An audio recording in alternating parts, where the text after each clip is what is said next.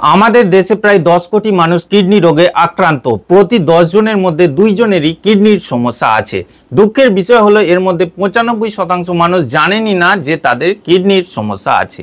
Kidney আমাদের শরীরে একটা ফিল্টার বা ছাঁকনির মতো কাজ করে, রক্তকে পরিষ্কার করে, রক্তের মধ্যে জমে থাকা ওয়েস্টেজ মেটেরিয়াল বা বর্জ্য পদার্থকে প্রস্রাবের মাধ্যমে শরীরের বাইরে বের করে দেয়। আপনার যদি দুটি কিডনি খারাপ হয়ে যায়, হয় আপনাকে কিডনি প্রতিস্থাপন করতে হবে, নতুবা ডায়ালিসিস করতে হবে। বেশিরভাগ ক্ষেত্রে দেখা যায় যে কিডনি প্রতিস্থাপনের ক্ষেত্রে ব্যয়বহুলতা প্রচুর হয়ে যায় এবং ডায়ালিসিস করার পরেও রোগীকে ফেরানো যায় না বা বাঁচানো যায় না।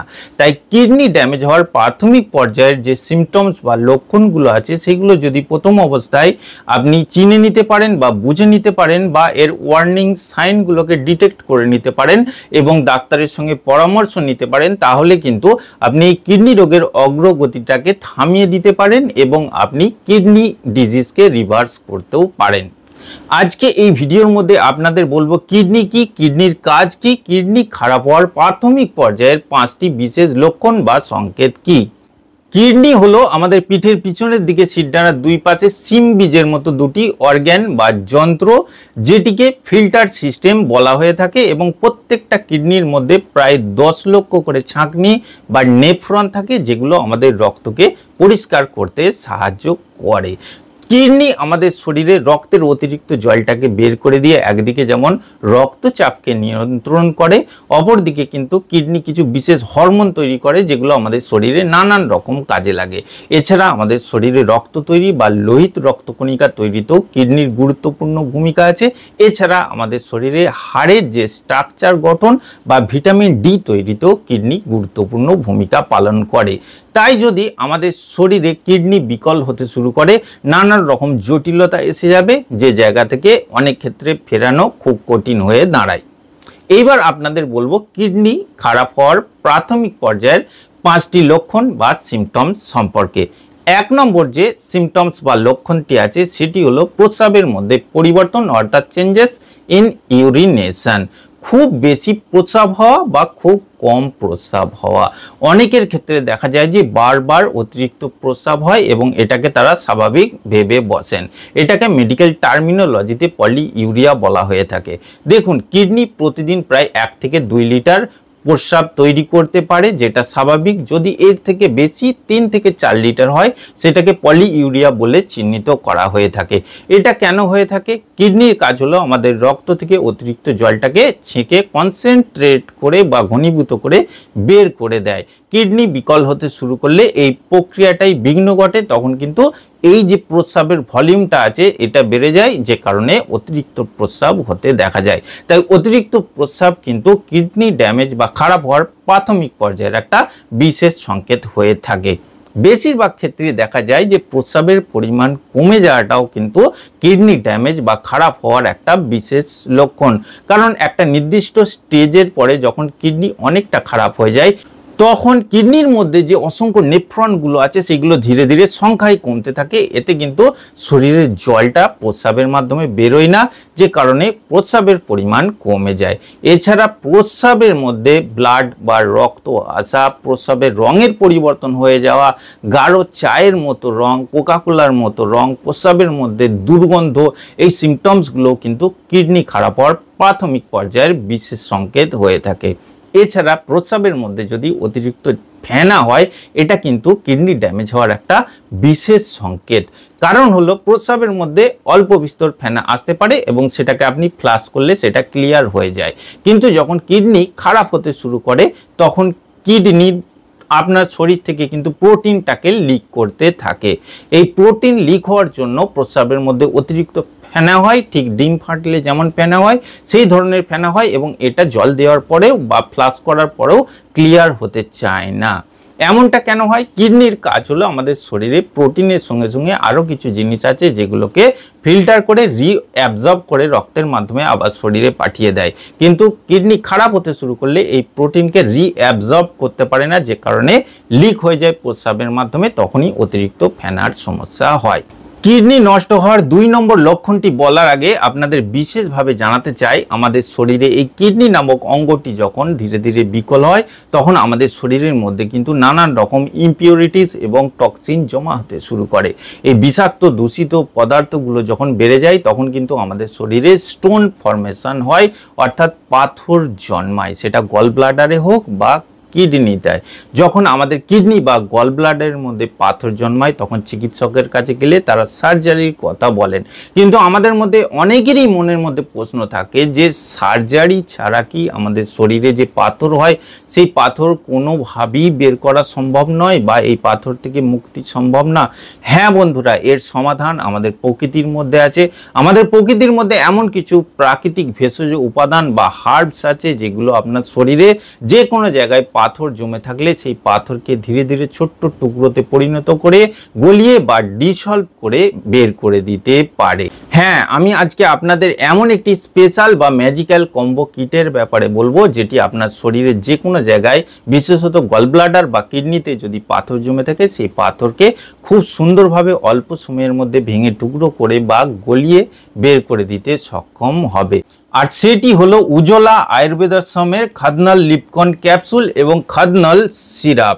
এই কম্বো কিটটি এতটাই ম্যাজিক্যাল কাজ করে, এটি হলো এক ধরনের আয়ুর্বেদিক বিকল্প চিকিৎসা যেটা সার্জারি বা অপারেশন ছাড়া আপনার শরীরে যে কোনো জায়গায় যদি পাথর জমে থাকে বা স্টোন ফর্মেশন হয় সেই স্টোনকে খুব সুন্দরভাবে গলিয়ে বের করে দিতে সক্ষম।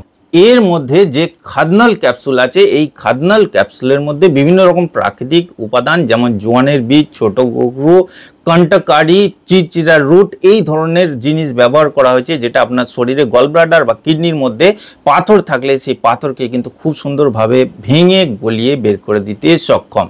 এছাড়া এই যে খাদনাল সিরাপ আছে এই খাদনাল সিরাপের মধ্যে এমন কিছু প্রপার্টি থাকে যেগুলো আপনার কিডনির মধ্যে প্রদাহ বা ইনফ্লামেশন এবং ইনফেকশনকে কমিয়ে প্রস্রাবের মাত্রাকে বাড়িয়ে এই যে পাথর বের করার বা স্টোন রিমুভালের প্রসেসটাকে আরও দ্রুত করে দেয়।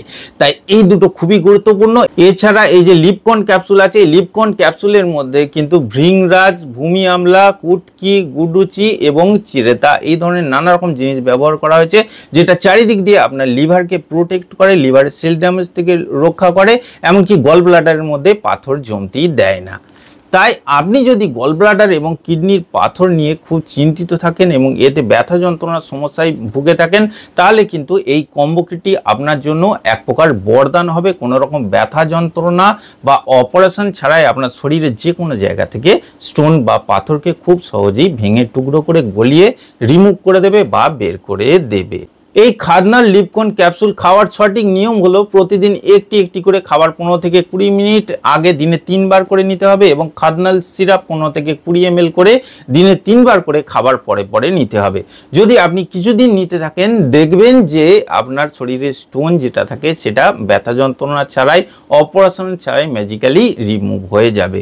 এই কম্বো কিট অর্থাৎ উজ্জ্বলা আয়ুর্বেদাশ্রমের খাদনাল লিপকন ক্যাপসুল এবং খাদনাল সিরাপ সম্পর্কে আরও বিস্তারিতভাবে জানতে ডেসক্রিপশন বক্সে লিঙ্ক দেওয়া আছে, ওই লিঙ্কে ক্লিক করে জানতে পারেন এবং পারচেস করার ইচ্ছা থাকলে তাও করতে পারেন।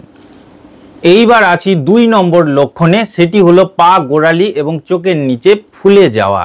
কিডনি যখন ড্যামেজ বা খারাপ হতে শুরু করে তখন কিন্তু কিডনির মধ্যে এই যে লক্ষ লক্ষ নেফ্রন থাকে এইগুলোর সংখ্যা ধীরে ধীরে কমতে থাকে, যে কারণে আমাদের রক্তের যে অতিরিক্ত জলটা আছে সেটাকে সঠিকভাবে প্রস্রাবের মাধ্যমে বের করতে পারে না, যে কারণে আমাদের শরীরের মধ্যে অতিরিক্ত জল জমে যায়, যেটা থেকে আমাদের পায়ের গোড়ালি বা পায়ের পাতা এবং চোখের নিচের অংশ ফুলে যেতে দেখা যায়। তবে কিডনি যখন গুরুতরভাবে খারাপ হতে শুরু করে বা একটা নির্দিষ্ট স্টেজে চলে যায় তখন কিন্তু আমাদের গোটা শরীর ফুলে যেতে দেখা যায়।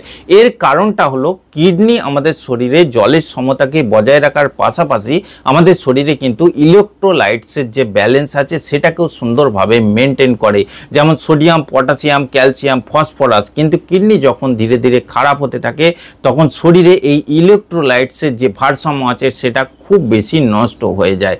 বিশেষত আমাদের শরীরে যে সোডিয়াম আছে সেটাকে ছাঁকতে পারে না, যে কারণে শরীরে লবণের আধিক্য হয়ে যায়। আর এই সোডিয়াম কিন্তু ওয়াটার রিটেনশন বাড়ায় এবং গ্র্যাভিটেশনাল ফোর্সের কারণে আমাদের পায়ের পাতায় বা গোড়ালির দিকে অতিরিক্ত জল জমে যায়।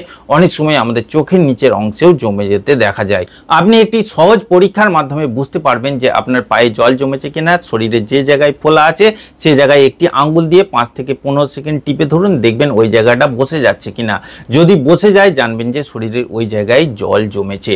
এই জল জমে যাওয়া বা ফুলে যাওয়া বা এটাকে মেডিকেল পরিভাষায় পিটিং ইডিমা বলা হয়ে থাকে, এটাও কিন্তু কিডনি ড্যামেজ হওয়ার প্রাথমিক পর্যায়ের একটা বিশেষ সংকেত হয়ে থাকে। 3 নম্বর যে লক্ষণটি আছে সেটি হলো ক্লান্তি, দুর্বলতা। দুর্বলতা যদিও একটি জটিল সমস্যা, বিভিন্ন রোগের কারণে হয়ে থাকে, তবে কিডনি খারাপ হওয়ার প্রাথমিক পর্যায়ের বা প্রাইমারি লেভেলের একটা সিমটমস হয়ে থাকে। কারণ কিডনি আমাদের শরীরে বিভিন্ন রকম হরমোন তৈরি করে, তার মধ্যে একটি স্পেশাল হরমোন হলো এরিথ্রোপোয়েটিন। এই হরমোনটি আমাদের শরীরের লোহিত রক্তকণিকা বা আরবিসি তৈরিতে সহায়তা করে। কিন্তু কিডনি যখন খারাপ হতে শুরু করে তখন এই এরিথ্রোপোয়েটিনের মাত্রা কমে যায়, যে কারণে লোহিত রক্তকণিকা কমে যায় বা এটি ঠিকভাবে তৈরি হয় না। আমাদের শরীরে হিমোগ্লোবিনও কম তৈরি হয়, যে কারণে আমাদের শরীরে অক্সিজেনের পরিমাণ কমে যায়। আর এটা কিন্তু আমাদের শরীরে ক্লান্তি, দুর্বলতার মূল কারণ হয়ে দাঁড়ায়। এছাড়া কিডনি ড্যামেজ হতে শুরু করলে আমাদের শরীরে বিভিন্ন রকম ইমপিউরিটিস, টক্সিন অর্থাৎ আবর্জনা জমে যায়, যেগুলো আমাদের শরীরকে ক্লান্ত এবং দুর্বল করে দেয়। তাই ক্লান্তি, দুর্বলতা কিন্তু কিডনি ড্যামেজ হওয়ারও একটা প্রাথমিক পর্যায়ের সংকেত হয়ে থাকে। 4 নম্বর যে সিমটমসটির ব্যাপারে বলবো সেটি হলো ত্বকের পরিবর্তন, অর্থাৎ শুষ্ক খসখসে ত্বক এবং ত্বকের মধ্যে চুলকানি। আগেই আপনাদের বলেছি যে কিডনি আমাদের শরীরে জলকে ছাঁকার পাশাপাশি আমাদের শরীরে ইলেকট্রোলাইটসের ব্যালেন্সটাকে মেনটেন করে। যখন কিডনি ড্যামেজ হতে শুরু করে তখন কিন্তু ইলেকট্রোলাইটসের মধ্যে বিশেষ একটি ইলেকট্রোলাইটস আছে যেটাকে বলা হয় ফসফরাস। এই ফসফরাসকে ছাঁকতে পারে না, যে কারণে এটা শরীরে জমে যেতে থাকে, বিশেষত আমাদের স্কিনের নিচে জমে যাওয়ার জন্য স্কিনের মধ্যে ইরিটেশন বা ইনফ্লামেশন হয়, চুলকানি হয়, ত্বক ফেটে যেতে দেখা যায়, এই ধরনের নানা রকম সমস্যা দেখা দেয়। তাই ত্বকে চুলকানি এবং স্কিন ড্রাই হয়ে যাওয়া বা শুষ্ক হয়ে যাওয়া এটাও কিডনি ড্যামেজ হওয়ার প্রাথমিক পর্যায়ের একটা সংকেত হয়ে থাকে। যদিও এই সংকেতটি বেশিরভাগ ক্ষেত্রে কিডনি স্পেশালিস্টের কাছে নয়, এটা ডার্মাটোলজিস্টদের কাছে ডিটেক্ট হয়ে থাকে, এমনই রিসার্চ বা গবেষণায় দেখা গেছে। 5 নম্বর যে লক্ষণটির কথা বলবো সেটি হলো পায়ের পেশিতে ক্র্যাম্প ধরা এবং রেস্টলেস লেগ সিনড্রোম, অর্থাৎ পায়ের মধ্যে অস্থিরতা। কিডনি যখন ধীরে ধীরে ড্যামেজ হয়ে যায় তখন কিন্তু আমাদের শরীরে দূষিত বিষাক্ত বর্জ্য পদার্থগুলো জমতে থাকে, যেগুলো আমাদের শরীরের মধ্যে নানা রকম টক্সিসিটি তৈরি করে, যে কারণে আমাদের পায়ের পেশির মধ্যে ক্র্যাম্পিং তৈরি হয়, খিঁচ ধরে বা টান ধরে, রাত্রে সমস্যা হয়, এমনকি রাত্রে পায়ের মধ্যে অস্থিরতা তৈরি হয়, যে কারণে রাত্রে ঘুম আসে না। আপনার ব্রেন ঘুমাতে চায় কিন্তু আপনার পা আপনাকে ঘুমাতে দেয় না। পায়ের মধ্যে একটা অস্থিরতা হয়, পাটাকে সবসময় নাড়াচাড়া করতে ইচ্ছা করে এবং মনে হয় কিছু দড়ি দিয়ে বেঁধে রাখলে বা একটু তুলে ধরলে আরাম বোধ হয়। এটাকেই কিন্তু রেস্টলেস লেগ সিনড্রোম বলা হয়ে থাকে।